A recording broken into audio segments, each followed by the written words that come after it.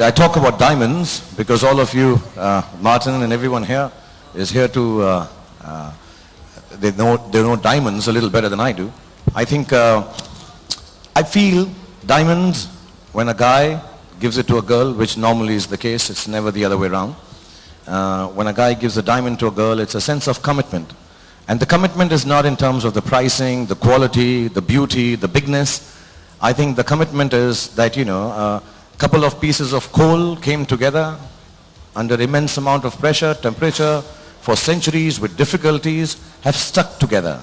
And because they've stuck together, somehow they formed something beautiful. So when a diamond is given to a lady, I think it's saying it to her that, you know what, there might be difficulties, there might be temperatures, there might be heat, there might be difficult times, but we coals will stick together and make something beautiful out of it. So I think a diamond stands for that. And apart from that, but I know it's a wrong thing to say, I am so sexy, I don't need the diamonds. I'm cool like that. Yes, so we didn't realize it till you worded it like that. Now that we know, I mean, we're really stupid to make best friends as dogs while they're making best friends as diamonds, I think women are pretty smart. I see that women are getting, we know that women are smarter than men because we know that women don't buy diamonds for men, but men buy diamonds for women. So obviously we see and make friends with dogs. Yeah, I guess that's true. So tell me, Chaksi, I understand that there's a new movie in the works and that you're going to play some kind of a starring role. What role are you going to play in the movie, Chaksi? If he makes a remake of Devdas, I'll explain I wouldn't to you. mind that. What role should he play? Put him in the script. It's a movie about an alcoholic who's madly in love with two women, finally. And he has a friend called Chunilal. And he keeps repeating the same alphabets. So if he acts like Jackie or Chunilal in the film, we'll have to change the alphabets. It'll be D for diamond, D for dawn, D for those. And with the size Mehul Bhai has, we'll need a bigger chunni for sure, 100%. Chaksi, tell me something. I mean, everybody was making diamonds in India for so many years. And then you show up with this idea of branding, right? Like, instead of just having the diamond, there's like a story behind the diamond. How important is branding for diamond? They certainly make a reason for somebody to buy diamond, a particular diamond, or brand it, that particular, to show his love much more to the woman. Okay, so that's the idea also. And Sahrukh, tell me, you're one of the greatest brands in the world. The whole world, because there's like a billion something people. You could be a movie star in America. They said he's the Brad Pitt of India. Then they said no, he's the Tom Cruise of India. You're like a Tom Pitt or something here. But there's a billion and something people. So you are like one of the world's top movie stars, which means you're a brand. You're an idea. You think that's true, right? So what does that mean for you? What does it mean for you to be such a symbol, a leader? You're not just one person. You represent ideas that people relate to. I don't know, Martin. I've never really thought of I don't even know when I became a brand. I think what is essential for a brand, now that when I see it from the outside, if I can, and see other brands, I think it has to be at the simplest and the normalest level. You do what you do best, and then people will find connotations and meanings out of you. And it's really wonderful that some meanings that you didn't even think of, you stand for it. And sometimes it's a huge pressure because there are a lot of things I don't stand for, but so many beautiful people start believing in, okay, he stands for love, he stands for romance, he stands, one of the ones which irks me the most, he stands for good behavior, which I don't like at all. But I have to be at my best behavior. He stands for family values, he stands for goodness, and those things happen naturally. But I think branding as an exercise actually should not be an exercise.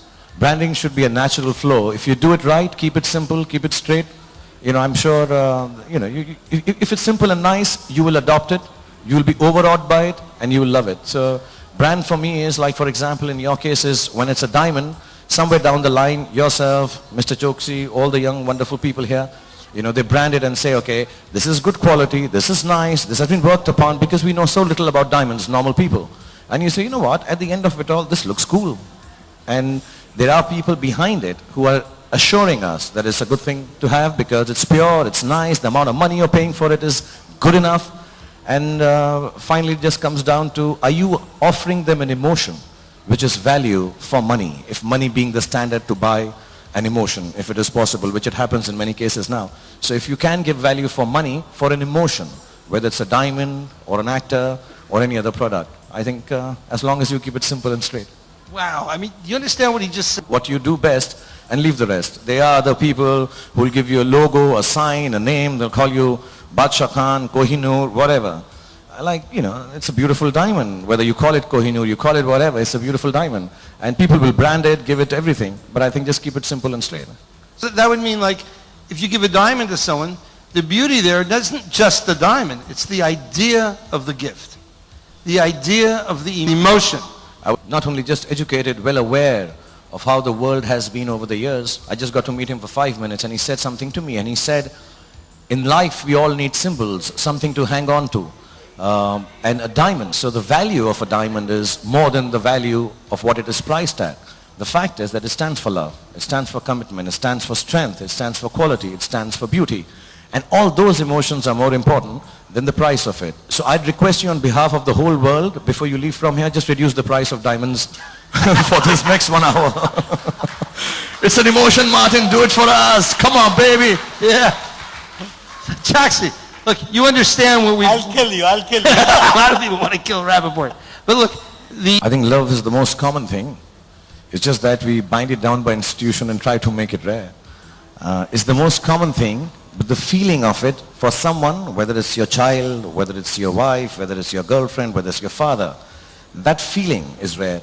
And I think the rarity lies in for how many people we feel it, not in terms of the abundance of how it exists. I think we all love, but we fall in love with a few, whether it's a mother, a sister, a friend, whatever.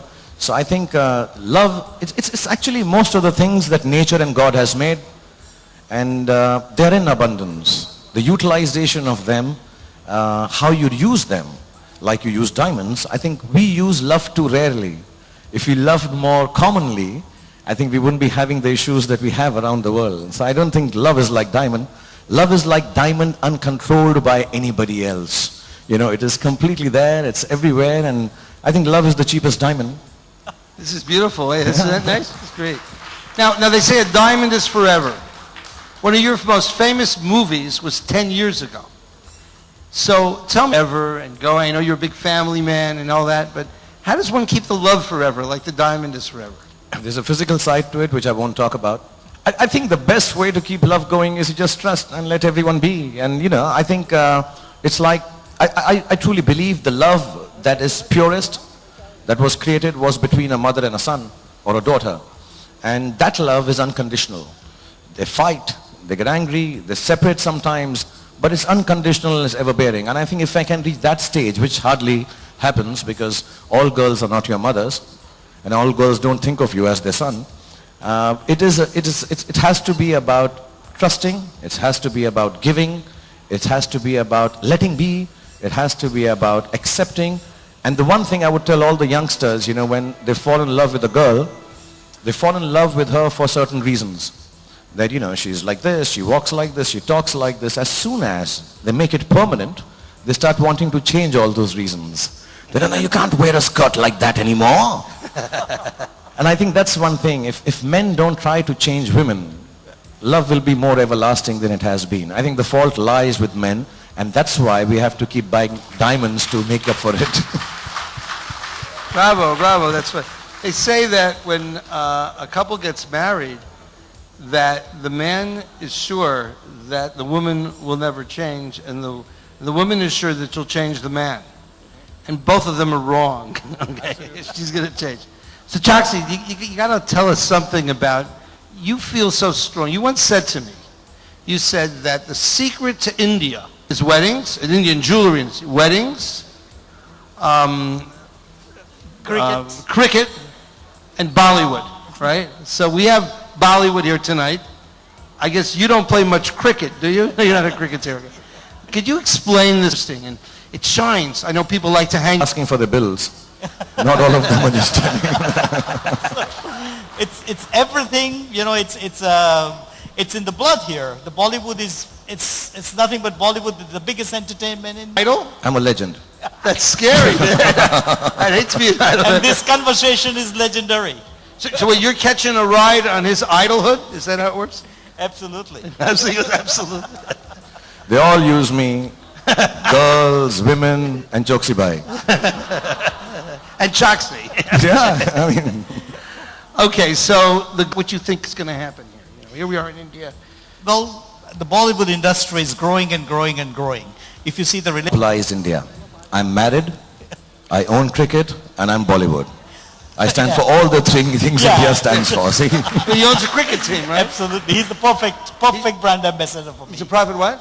Brand ambassador because he symbolizes for cricket, for Bollywood and for diamonds. But then why don't And you... he's a winner. It's winner for the last 2 years. Really? So you're also a cricket expert? And now, all of you be scared I'm coming for the diamonds.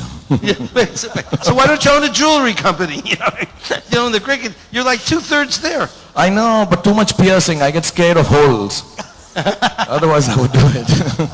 So tell me, where is India going? We are in a country here, 50% of the population is under 25, 26.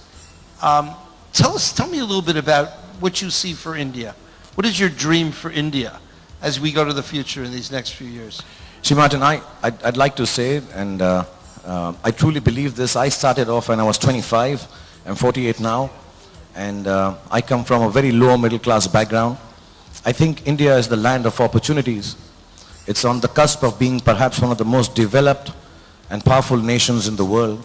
And the reason for it is not that we have the minerals or we have the arms or we have the greatest of agrarian society. The reason for it is that we are so diverse and yet so together. I think all of us sitting here in this room, you'll find more religions in this room than you'll find all over the world. You'll find more languages in this room than you'll find. And the fact that all of us stick together at the end of it all with all the hardnesses, the hardships, all the problems, I think makes us a very strong nation. And the youngsters now are extremely forward looking. I think we are on the cusp of some of the nicest development, education, software, diamonds, everything. And I think we are a nascent nation. We are a new nation in a certain sense. And like you said, if I'm not mistaken, we're the second youngest nation to Uganda. And it's always good to be young. And it's always nice to have the fact lying ahead of you that there is a lot more to be achieved. If we had achieved everything, if our forefathers had achieved everything for India, maybe we would not have tried so hard. So we are a nation of triers, and I think we are going to try to be as wonderful and as big as our dreams. We are like diamonds and dreams. Nobody can crush them. Wow, that's such the problem, Martin, about Indian when you hit the age. On that note, it's a great note to close. I just want to say one thing, everybody. Martin Rappaport and his company, they not only just prize the diamonds, there are people who've been following things up for a commodity which is scarce, rare and beautiful, and they try to control it for the rest of the world. And extremely smart, charming, and for me, one of the evenings where I've met one of the nicest people. And I want to thank Mehul Bhai for giving me this opportunity. And I came here, like I said, to get 250 grams of diamonds. I take back much more than that, having met Martin and Mehul Bhai and everyone. Thank you so much. God bless you both. Thank you, Martin. Thank you.